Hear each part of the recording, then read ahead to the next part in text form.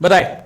एक तरफ लिखा है डेमेट्रियस, रुद्रदामन, गोल्ड फर्नेस, या फिर आपको शक्ति देखने को मिल जाएगा, और इनका आपको मिलान करना है। ये विम कड़फिसस है, ठीक है, शक्ति नहीं, विम कड़फिसस। अब आप इसका मिलान कर लीजिए एक बार और बताइए इसका आंसर क्या देखने को मिलेगा, जल्दी जल्दी बताइए।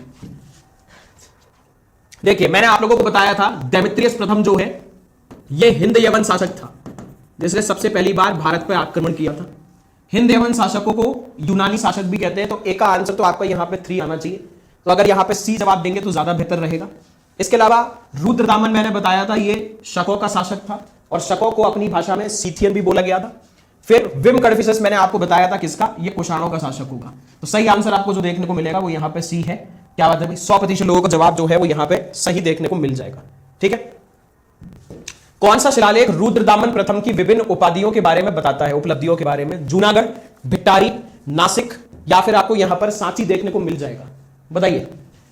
रुद्रदामन मैंने आपको बताया थोड़ी देर पहले, शकों का सबसे प्रमुख शासक बताया गया था ये, और इसके द्वारा ही क्या है, इसके द्वारा इसमें अभिलेख बनवाया गया। इसने जो अभिलेख गुजरात से प्राप्त हुआ है, और उस अभिलेख में लिखा हुआ है कि सुदर्शन झील जो थी उसकी मरम्मत जो है वो इसने करवाई थी, रुद्रदामन ने। बनवाया जो था चंद्रगुप्त मौर्य ने बनवाया था। आंसर आपको जो देखने को मिल जाएगा वो यहाँ पे क्या है, Junagadh will be the right answer. तो जितने लोग ए जवाब दिए उनका आंसर सही है, 90% लोगों का जवाब जो है वो यहाँ पे सही आया है। वही प्रश्न है, गलत मत करना, 100% आना चाहिए। सुदर्शन झील का जीर्णोद्धार, जीर्णोद्धार मतलब उसकी मरम्मत बिना बेगार के किसने करवाई? बेगार मतलब क्या है, जबरदस्ती किसी से काम कराना, उसके बिना। क्या वो चंद्रगुप्त मौर्य था, बिंदुसार, अशोक, या फिर आपको रुद्रदामन प्रथम यहां पे देखने को मिल जाएगा? बता दीजिए क्या इसका आंसर है। देखिए साथ में मैंने आपको यह भी बताया था कि शक वंश का जो संस्थापक हुआ करता था उसका मैंने नाम बताया था मोगा, और मोगा को ही और क्या है, माउस के नाम से जानते हैं। शक भारत में मैंने बताए थे कहां से घुसे थे, सीरिया से घुसे थे। शकों को और किस नाम से जाना गया था, इनको सीथियन भी कहते हैं। क्या कहा जाता है, सीथियन। और उसी में मैंने आपको बताया था कि सुदर्शन झील का जो जीर्णोद्धार, जीर्णोद्धार मतलब मरम्मत जो है वो रुद्रदामन प्रथम के द्वारा कराई गई थी। इसकी जानकारी कहां से, जूनागढ़ अभिलेख से मिलती है, जो आपका कौन सी भाषा में, जो आपका संस्कृत भाषा में लिखित है। कौन सी भाषा में, संस्कृत भाषा में। आंसर आपको जो देखने को मिलेगा वो यहाँ पे डी है। 78% लोगों का जवाब जो है वो यहाँ पे सही आया। ये 21% लोग हैं ना जो बेटा सुदर्शन झील में जाओ और वहां पे झील के अंदर अपना सर उल्टा कर लो और उसके अंदर फिर प्राणायाम करो, थोड़ी देर में तुम हल्के होकर उस झील पे ही तैरने लग जाओगे। इतनी बार बताया है कि निर्माण जो है चंद्रगुप्त मौर्य ने करवाया है। जब मरम्मत की बात आएगी तो उसमें नाम आएगा रुद्रदामन का। बात समझ में आ गई? इतना तो कंफ्यूज नहीं होना चाहिए। कुषाण राजा कनिष्क का राज्याभिषेक कौन से सन में हुआ था? 178 ईसा पूर्व, 101 ईसा पूर्व, 58 ईसा पूर्व, या फिर आपको क्या है यहां पर 78 ईसा पूर्व आपको देखने को मिल जाएगा। मैंने आपको बताया कनिष्क जो है वो कुषाण वंश का सबसे अहम शासक रहा। इसी को किसके नाम से जानते हैं? इसी को द्वितीय अशोक के नाम से जानते हैं। उसकी मैंने आपको पहली राजधानी बताई थी जो थी पेशावर, जिसका नाम पुरुषपुर था। इसी की मैंने दूसरी राजधानी बताई थी जिसे आप मथुरा के नाम से जानते हो। और मैंने आपको बताया था कि इसने अपना राज तिलक जो है वो 78 ईस्वी में कराया था, 78 ईस्वी में। और इसकी याद में इसने कैलेंडर भी शुरू किया जिसको शक संवत के नाम से जानते हैं, जो भारत सरकार के द्वारा आपका क्या है यहाँ पे चलाया जाता है, यूज भी किया जाता है। आंसर जो है वो यहाँ पे डी होना चाहिए। 96% लोगों का जवाब जो है वो यहाँ पे बिल्कुल सही आया है। ठीक है, ये 3.5% लोग भगवान जाने कहां 178 में घुसे जा रहे हैं, मुझे समझ से परे है। पता नहीं इस सन में तुम लोगों के साथ क्या हुआ था जो तुम उसमें इंटरेस्ट दिखा रहे हो। शक संवत कब प्रारंभ हुआ था? 78 ईस्वी में, 58 ईस्वी में, 320 ईस्वी में, या फिर आपको 606 ईस्वी में यहां पे देखने को मिल जाएगा। बताओ।